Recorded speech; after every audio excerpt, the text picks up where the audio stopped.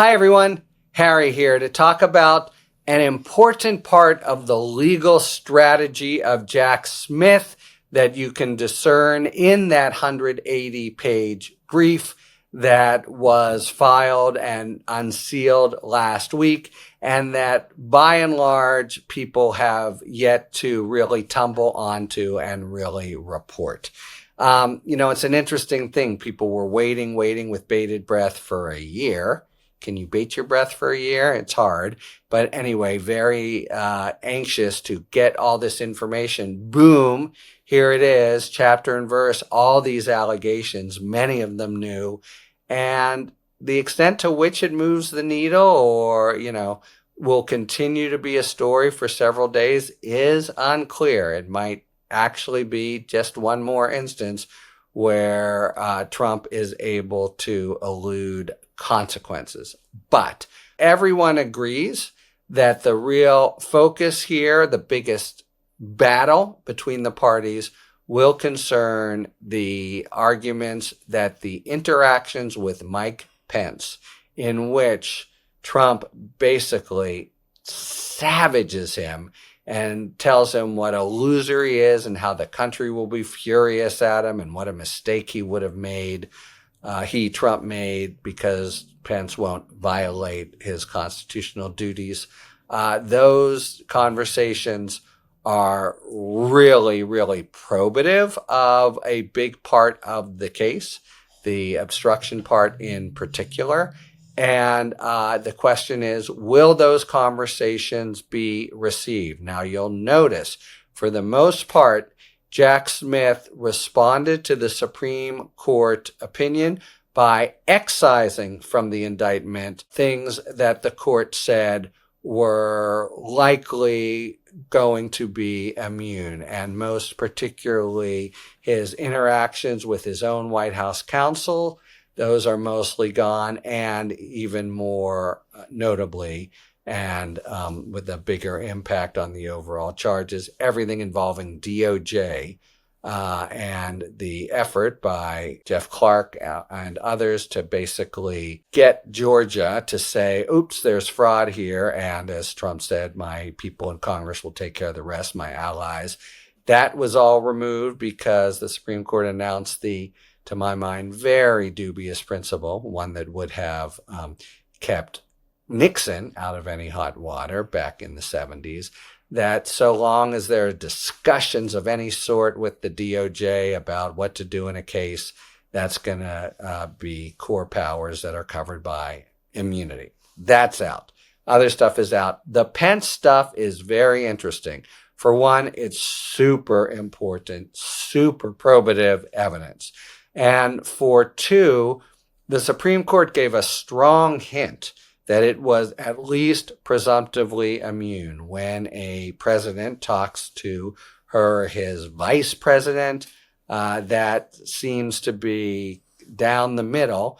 It's not, however, one of the core powers like talking with DOJ. So if there's immunity, it is presumptive, meaning it can be overcome by a showing that the publishing or use of the evidence would not undermine the functions and authority of the executive branch. And if that's a little confusing to you, I think it's a little confusing to Judge Chutkan as well. And she has the unenviable task of trying to apply it. And of course, knowing that in the background, there's the Supreme Court ready to just slap her down for reasons that, as of now, would be mysterious. But here's the sort of payoff point that I wanted to make.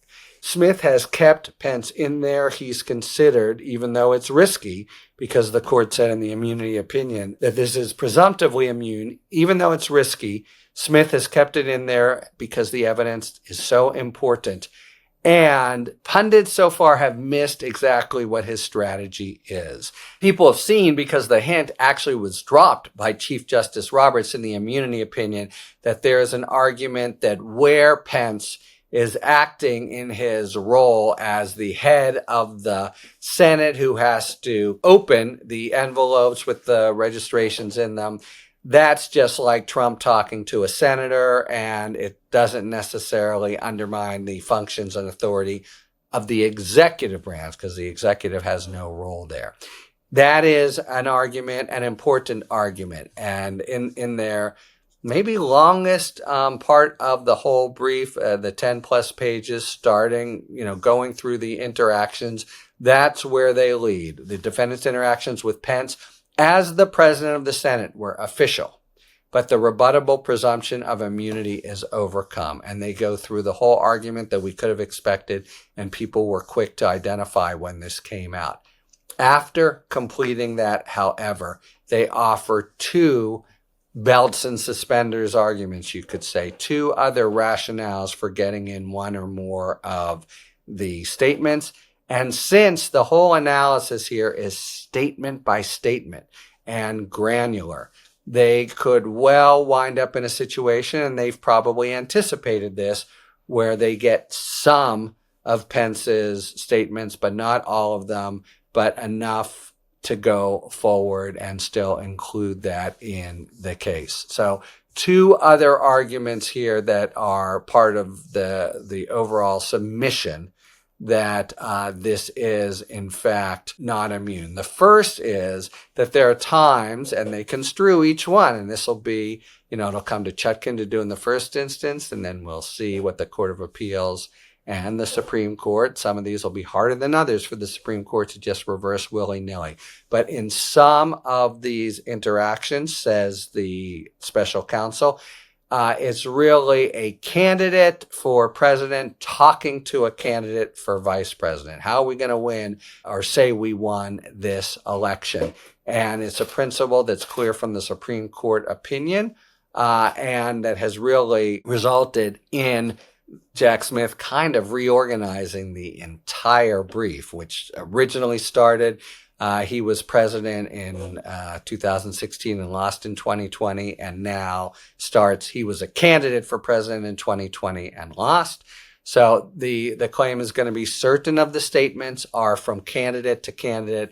They are not immune.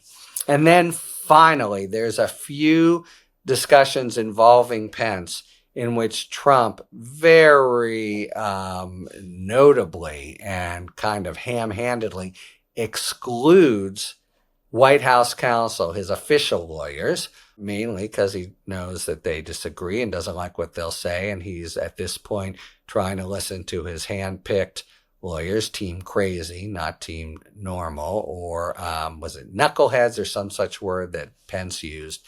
And there's a couple there's one in particular critical meeting where the White House counsel shows up and Trump himself orders the White House counsel to leave and proceeds with just Giuliani, and maybe there's another member of Team Crazy there. And the argument by Jack Smith here is, hey, that's obviously private conduct. When you actually exclude your official lawyer and you're talking with your private lawyers, and not even mentioning all these problems with the private lawyers, basically you've cast around to find people who will say anything, and we now know at the cost of losing their licenses to practice law. But anyway, having done that, that gives rise to a private interaction, same as he's not president yet, or he's just, getting a haircut. There are times where the president acts, and in fact, much of this case, where he acts in non-official capacity, and that changes some of the Pence story to a private kind of interaction, therefore on not official conduct. So just to summarize, we have the big submission. This is Pence acting in his role as the Senate, and that doesn't undermine the authority and function of the executive branch, but also, two fallback positions that go to at least some of the statements. One, just the candidates talking to each other. That's nothing official, not the role of a president and vice president, even though that's, they have the seal in their desk there, but they're just talking as candidates. Or it's obviously private, where all official folks have been kicked out and therefore manifestly non-official, and that evidence comes in. So it's going to be a more complicated kind of hearing at the most important level of what if Pence comes in. And notice it's going to be trickier now for the U.S. Supreme Court, and I'm sure this is one thing that Smith was thinking. It's one thing to find legal fault with a particular theory. For example, potentially the talking with the president and vice president when the vice president is acting as whatever that means, the Senate capacity that he also inhabits. But are you going to really also reach out for these other two more fact-bound, smaller determinations? Maybe.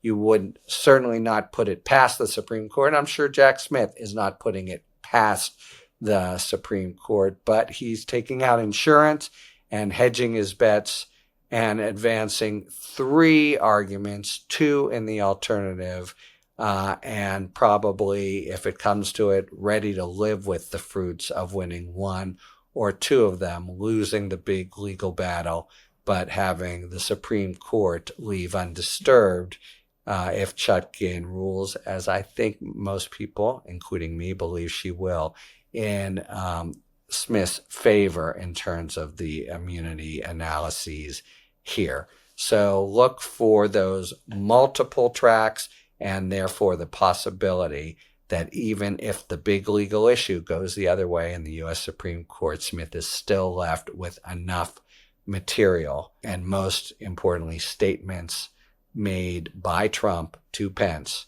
to go forward. Talk to you later. Thanks for tuning in. If you enjoyed this video and other Talking Feds content, please take a second to like and subscribe. Talk to you later.